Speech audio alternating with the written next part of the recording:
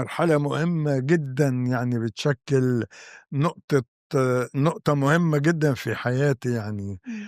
إنه كان سني 10 سنين في المدرسة، جابوا لنا فيلم، كانوا المدرسة يجيبوا لنا مزيكا، يجيبوا لنا أفلام وكده يعني. جابوا لنا فيلم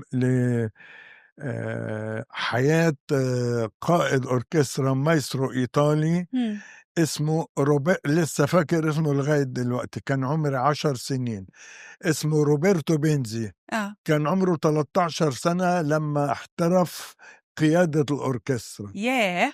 ف مايسترو 13 سنة؟ 13 فركبت من تخيّلي طفل من سنّه 10 سنين يتخذ قرار تاريخي في حياته إنه عايز يبقى مايسترو زي وعُمر ما الفكرة اللي جات لك وأنت 10 سنين دي ما اتغيّرت على مَر 30 الزمان. سنة فضلت وراه لغاية، مع إنه والدي كان مُعترض، آه. ما كانش مقتنع إنه الموسيقى ممكن تعيّشني يعني إمم. بشكل محترم، فكان عايزني أبقى زيه، يا محاسب ما ضبطتش، جرّبنا، إمم. عايزني كان أدرس لغات ومش يعني حاول معايا كتير.